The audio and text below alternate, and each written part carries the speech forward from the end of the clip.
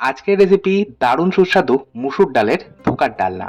এই মুসুর ডালের ধোকার ডালনা বানাতে গেলে আমাদের অবশ্যই প্রয়োজন মুসুর ডাল। একটা মিক্সিং বোলের মধ্যে নিয়ে নিলাম একটা কাপ, নির্দিষ্ট একটা কাপ মেপে নিয়ে নেব 1 কাপ পরিমাণে মুসুর ডাল। আপনারা যতটা ধোকা বানাতে চান সেই পরিমাণ আপনারা ডালটাও নেবেন। এখন আমি এই মুসুর ডালটা 2 থেকে 3 বার জল পাল্টে প্রথমে ধুয়ে নেব। যে কোনো ডাল রান্না করার আগে অবশ্যই ধুয়ে নিতে হবে, কারণ ডালের মধ্যে কিন্তু প্রচুর ময়লা থাকে। ডাল আমি 2 থেকে 3 বার জল পাল্টে ধুয়ে নিয়েছি। এখন এই ডালটা আমি 10 মিনিট ভিজিয়ে রাখবো। ডাল ভিজিয়ে রাখার দুটো কারণ রয়েছে। কারণ 1, ডাল যদি এইভাবে মোটামুটি 10 মিনিট মতন ভিজিয়ে রাখা যায় তাহলে ডালটা কিন্তু বেশ নরম হয়ে যাবে আর ডাল বেটে নিতে সুবিধা হবে। আর দ্বিতীয় কারণ হলো, যে কোনো ডাল রান্নার আগে যদি অন্তত 10 মিনিট নর্মাল জলে ভিজিয়ে রেখে তারপর ডাল রান্না করা হয় তাহলে যে কোনো ডালের পুষ্টিগুণ সঠিকভাবে পাওয়া যায়। তাহলে ডালটা 10 মিনিট ভেজানো থাক, সেই ফাঁকে আমরা বাকি জোগাড় করে নেব। একটা গ্রাইন্ডিং জারের মধ্যে নিয়ে নিলাম 1.5 ইঞ্চি পরিমাণে আদা খোসা ছাড়িয়ে ধুয়ে রেখেছি। এর সাথে 7 থেকে 8 কোয়া মতন রসুন নিয়েছি আর 10টা কাঁচা লঙ্কা নিয়েছি। এখন আমি সমস্তটা গ্রাইন্ড করে নিলাম কোনো রকম জলের ব্যবহার ছাড়া। এইভাবে আধবাটা মতন করে নিতে হবে। আপনারা চাইলে অবশ্য এটা থেতো করে নিয়ে ব্যবহার করতে পারেন, অথবা গ্রেটারে গ্রেট করে নিয়ে, অথবা একদম মিহি করে কুচিয়ে নিয়েও কিন্তু ব্যবহার করতে পারেন।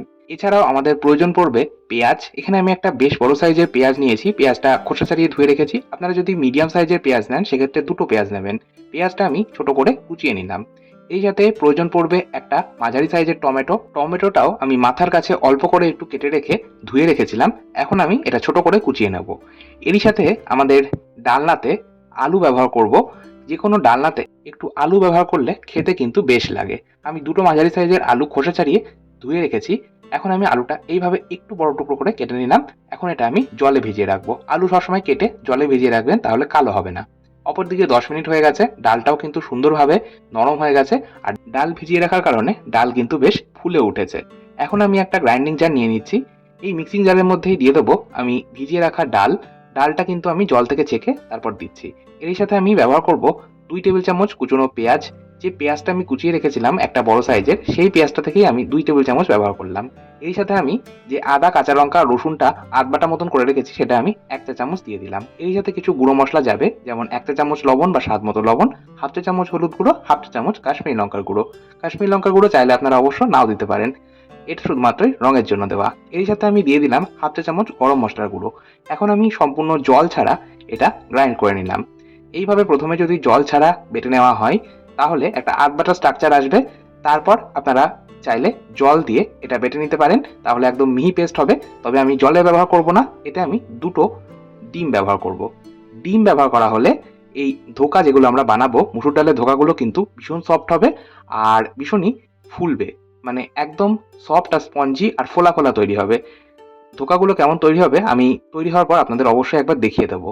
যাই হোক, আমি 2টো ডিম ফাটিয়ে নিয়ে সরাসরি দিয়ে দিলাম ওই আধবাটা করে নেওয়া ডালের মধ্যে। এখন এরই মধ্যে আমি দিয়ে দেবো 1/2 চা চামচ মতন ভাজা জিরের গুঁড়ো।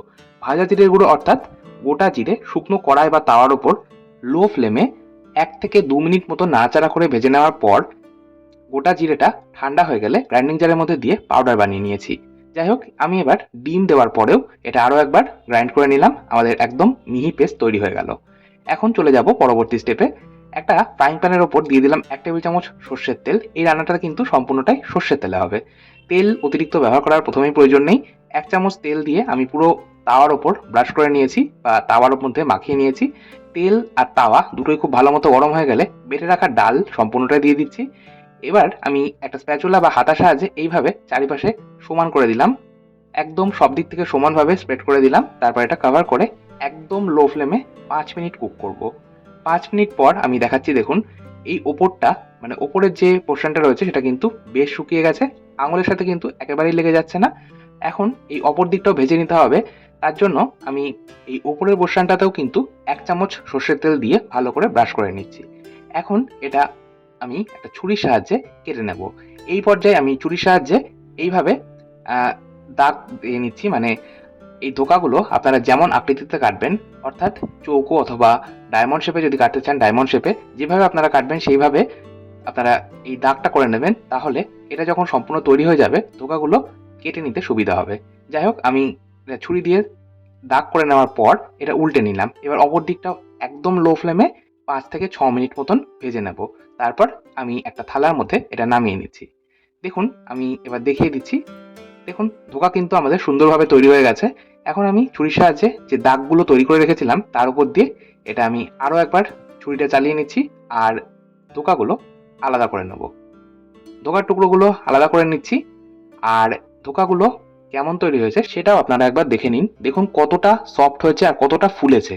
ডিম দেওয়ার জন্যই কিন্তু এতটা এটা ফুলে উঠেছে। ডিম না দিলে আপনারা যদি শুধুমাত্র জল দিয়ে ডালটা বেটে নেন তাহলে কিন্তু এতটা ফুলবে না। যাই হোক, চলে যাচ্ছি পরবর্তী স্টেপে। ধোকার ডালনার জন্য আমাদের এবার গ্রেভি বা ঝোলটা তৈরি করতে হবে। তার জন্য কড়াইয়ের মধ্যে 3 টেবিল চামচ সর্ষের তেল দিয়েছি। তেল ভালো মতো হাই ফ্লেমে গরম হয়ে গেলে গ্যাসের আঁচটাকে মিডিয়ামে করে ওই যে টুকরো করে রাখা আলু ছিল সেই আলুটা হাফ চা চামচ লবণ দিয়ে ভেজে নেব। আলু খুব বেশি সময় ধরে ভাজার প্রয়োজন নেই। মোটামুটি 2 থেকে 3 মিনিট আলুটা হালকা করে একটু ভেজে নেব। তারপর তেল থেকে ছেঁকে তুলে নিচ্ছি। এই রান্নাতে ফোড়নে গোটা গরম মশলা অর্থাৎ 3টে ছোট এলাচ, 2টো লবঙ্গ বা লং, একটা হাফ ইঞ্চি দারচিনির টুকরো, 2টো তেজপাতা, একটা শুকনো লঙ্কা সহ হাফ চা চামচ গোটা জিরে ব্যবহার করব। তবে এই মশলাগুলো আমি হামানদিস্তায় অল্প করে একটু থেতো করে নিয়ে ব্যবহার করছি। গোটা মশলাগুলো একটু থেতো করে নিয়ে যদি ব্যবহার করা হয় রান্নার স্বাদ কিন্তু ভীষণ ভালো হয়। এই ফোড়নটা আমি গ্যাসের আঁচটাকে মিডিয়ামে রেখেই মোটামুটি 40 থেকে 50 সেকেন্ড নাড়াচাড়া করে ভেজে নেওয়ার পর ফোড়ন থেকে একটা সুন্দর গন্ধ বেরোতে শুরু করলে দিয়ে দিলাম আগে থেকেই যে পেঁয়াজটা কুচিয়ে রেখেছিলাম সেই কুচনো পেঁয়াজ। পেঁয়াজটা আমি ভেজে নেব, তবে 1 চা চামচ চিনি দিচ্ছি। চিনি ব্যবহার করে পেঁয়াজটা যদি ভাজা হয় চিনিটা ক্যারামেলাইজ হয়ে একটা সুন্দর লালচে রং তৈরি করবে, যাতে করে আমাদের গ্রেভি বা ঝোলের রংটা ভীষণ সুন্দর আসবে। গ্যাসের আঁচ মিডিয়ামে রেখে আমি 2 থেকে 3 মিনিট পেঁয়াজটা ভেজে নিয়েছি। 3 মিনিট পর দিয়ে দিলাম আধ বাটা করে রাখা আদা, রসুন, কাঁচা লঙ্কা। সেটাও আমি 1 মিনিট ভেজে নিয়েছি। তারপর 1 মিনিট পর দিয়ে দিলাম কুচনো টমেটো। এখন আমি গুঁড়ো মশলাগুলোও দিয়ে দেবো। অবশ্যই 1.5 চা চামচ লবণ দেবো, স্বাদ মতন লবণটা দেবেন। এই সাথে গুঁড়ো মশলা বলতে হাফ চা চামচ ধনে গুঁড়ো, হাফ চা চামচ জিরে গুঁড়ো দেবো। আর জিরে আর ধনেটা কিন্তু আমি আগেও বলেছি শুকনো কড়াই বা তাওয়াতে রোস্ট করে সেটা গুঁড়ো করে তারপর আমি রান্নায় ব্যবহার করি, তাতেই কিন্তু রান্নার স্বাদ বেশি ভালো হয়। এই সাথে আমি রঙের জন্য দিচ্ছি হাফ চা চামচ হলুদ গুঁড়ো আর হাফ চা চামচ থেকে একটু বেশি পরিমাণে অর্থাৎ পৌনে 1 চা চামচ মতন কাশ্মীরি লঙ্কার গুঁড়ো। এই দুটো মশলা আমি রঙের জন্য দিলাম। খুব সামান্য একটু জল দিলাম, যেহেতু একদমই শুকনো শুকনো তাই সামান্য জল দিয়ে আমি মশলাটা কষিয়ে নেব।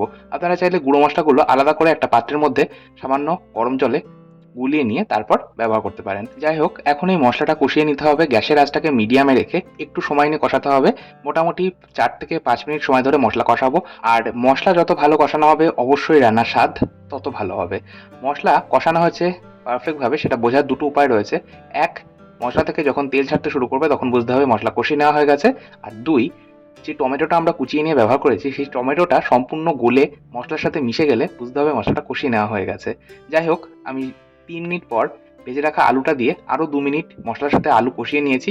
এখন দিয়ে দিচ্ছি গ্রেভি বা ঝোলের জন্য 2 কাপ পরিমাণে হালকা গরম জল। যে কোনো রান্নাতেই আমি হালকা গরম জল ব্যবহার করি, রান্নার স্বাদ আমি মনে করি তাতে বেশি ভালো হয়। যাই হোক, সমস্তটা মিশিয়ে নিলাম। আর জলটা কিন্তু এই রান্নাতে একটু বেশি ব্যবহার করতে হবে, কারণ এই ধরনের ডালনা বা কোপ্তা কিন্তু প্রচুর পরিমাণে জল টানে অর্থাৎ গ্রেভি বা ঝোল টেনে নেয়। তাই যতটাই আপনারা জল দেবেন সেটা কিন্তু সম্পূর্ণটাই টেনে নেবে। যাই হোক, আমি 2 মিনিট এটা কভার করে ফুটিয়ে নিয়েছি বা বয়েল করে নিয়েছি।